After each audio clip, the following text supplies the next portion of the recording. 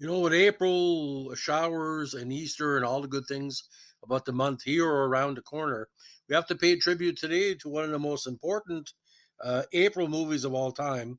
Of course, it's got to be April Love. Now, April Love is considered by many to be Pat Boone's what they call a wide popularity release. He was already a music star, but he hit a new level with this movie and kind of was, like I said, uh, the white bread alternative to Elvis. Now, this came out in 1957, a musical directed by Henry Levine and produced by David Weisbart, based on a novel Phantom Philly by George Andrew Chamberlain, which came out in 1941. Photographed in CinemaScope and deluxe color by William M. Klein, it was the fourth most popular movie of 1957. Starred Pat Boone, Shirley Jones, Arthur O'Connell, Dolores Michaels, Matt Crowley, Jeanette Nolan, and Bradford Jackson. Now, the title song, sung by Boone, went to number one on the Billboard chart in December 57 and was nominated for an Academy Award for Best Original Song. Released by 20th Century Fox, 97 minutes, 1.425 million budget, made nearly 4 million at a North American box office, and it was a box office sensation in England. Now, this one, Nick Conover, a Chicago youth, arrives at his Aunt Henrietta's place and Uncle Jed's Kentucky horse farm. Neither has seen Nick since he was a child. The move was part of Nick's parole condition after being convicted of joyriding in a stolen vehicle with his friends. Jed initially does not want Nick in his home, but Nick gradually realized that the reason Jed is hostile to him stems from the loss of his only son, Jed Bruce Jr., who was killed in the Korean War. Now, Jed, who was once raised, trained, and raced horses for harness racing, has neglected the farm. Only one horse remains, a spirited, largely unmanageable stallion named Tugfire, his son's favorite. Nick's disinterest and lack of knowledge of horses is first seen when he gets into corral alone with Tugfire, who charges him. Now, Nick meets Bruce's neighbor, the Templetons, after the younger Templeton daughter, Liz, played by Jones, arrives to invite Jed and Nick to their farm. Nick goes and is amazed at how lavish the Templeton farm is compared to his aunt and uncles. Liz is the tomboy and the farm lover who has a crush on Nick, while her elder sister, Fran, played by Dolores Michaels, is the sophisticate who is dating Al Turner, Bradford Jackson. While Liz rides a sulky out around the track, Nick, ignoring Liz, is attracted to Fran and her Austin Healey sports car, and she allows him to inspect the engine. He declines Fran's offer to let him drive the car, avoiding explaining that his driver's license was revoked. His love of mechanics again becomes evident when he fixes Jed's tractor and, with Jed's approval, fixes the old jalopy sitting in the barn with the help of Liz.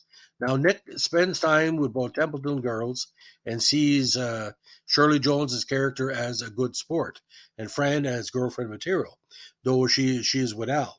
The four get along well together despite Liz knowing that Nick is attracted to Fran. At a barbecue, Nick boasts to Fran that his jalopy could outperform her sports car in a drag race. Fran suggests he race on a backcountry road. Even though it violates his parole condition, Nick agrees. During the race, Fran drives off the road, crashing her car through a fence, though she and Al escape unharmed. While driving his jalopy around the track, Nick spooks Tugfire, who jumps the corral fence and runs off. Tugfire, tangled in prickly brambles, is freed by Nick. Jed and Henrietta are also surprised to see a calm Tugfire being led by Nick. Jed resolves to train a reluctant Nick to ride Tugfire and harness races, and Nick's training eventually improves. Now, the popularity of harness racing across North America went up quite a bit after this movie. We'll get to that in a second. Now, shortly before the harness races at Bentonville Fair, Tugfire falls ill after Nick leaves him in the corral during a severe storm. The vet does what he can to treat Tugfire. Late into the night, with Nick, Liz, and Uncle Jed keeping vigil, Tugfire gets up. After a quick examination, Jed believes he will be able to race. In the excitement of Tugfire's improved condition, Liv gives Nick a quick kiss, which finally makes Nick see Liz in a more romantic light.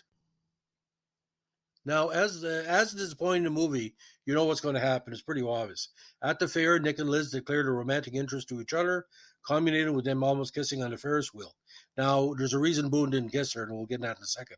About the races, Nick is told that he only has to win 1 of 2 heats to make it in the finals. He and Tugfire do win the first heat, largely because he was an unknown racer, and thus no one paid any attention to him.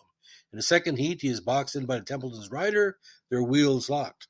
As the Templeton's rider will not let him pass on the inside, Nick hastily tries to muscle his way through. He crashes and his sulky is damaged. Jed decides to pull Nick and Tugfire from the finals, realizing that he placed too much pressure on Nick. Nick, however, wants to race in the finals with a sulky donated by Mr. Templeton, and Jed watches from the sidelines as Nick uses his earlier training and drives down the stretch to win the race. However, just after the race, the local sheriff arrives to arrest Nick and send him back to Chicago for parole violations. Not knowing it would cause any problems, Fran filled an accident report about her automobile crash, stating Nick was driver of the other vehicle. Liz steps in to say that Fran was mistaken and that she was a driver, a story which Fran and Henrietta falsely corroborate. Nick, wanting to do the right thing, confesses that Fran's report is correct. The sheriff decides to let Nick stay in Kentucky, having been told by Mr. Templeton to do so since it was a minor infraction and no one got hurt. Much to everyone's relief, yada, yada, yada, happy ending. Now, the movie was a remake of Home in Indiana, which came out in 1944, and it was originally called Young in Love. Filming began in June 1957, before the public had seen Boone's first movie, Bernadine.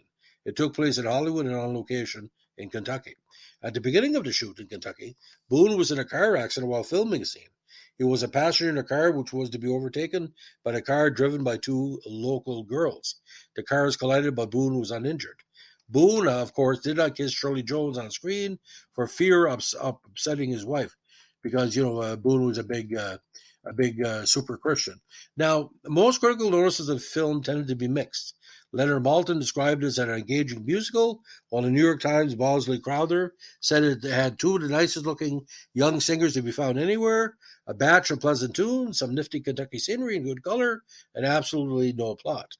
Harold Whitehead of the Montreal Gazette observed that it was a long, slow musical romance, and in particular noted that Boone, the respectable hero of the teenagers, seems to have worked so hard at gaining his reputation that he has turned himself into a rather pompous young man. My Canadian confreres. Boone regards it as one of his favorites, the kind of movie I wish I could have made 20 more of. A musical, appealing characters, some drama, a good storyline, a happy ending. It's the kind of film that makes you feel good. I never wanted to make a depressing or immoral film. Reviewing this, Diabolique magazine later wrote, "Why didn't he? The film was a hit, and it wasn't as if Fox lacks Americana stories in their back catalog that he could remake.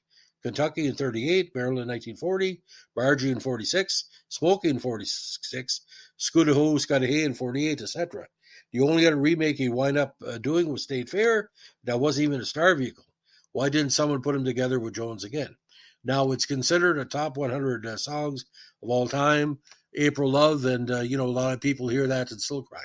Now, see, the question is with Pat Boone. Pat Boone went as far as Night Gallery to play one of the most evil fathers in episodic television history, the Academy, where basically he plays a character that might have murdered his own wife and put the blame on his own son, and was trying to send him away to a lifetime of stay in a military school. Well, Pat Boone, like I said, there were it's okay to be a certain way, like one of the first Christian movie stars. Everybody can admit that, but I would like to see him do like a pure. He did that with Yellow Canary, but something like you would see in The Heat of the Night meets kind of like a CSI. Him as the investigator. You can be moral in the show and still being a strong thriller. I know a lot of people have seen April Love, and I have to say I can represent the people who have seen it 3.5 stars out of 4. It draws a lot of memories, very positive. And how often do you make harness racing the key to a love affair between Mrs. Partridge and Mr. Clean? So, Hollywood, say like in 1941. So if you like what you're doing here, ladies and gentlemen, let us know with a like, comment, subscribe, or share. Have a good day. Bye.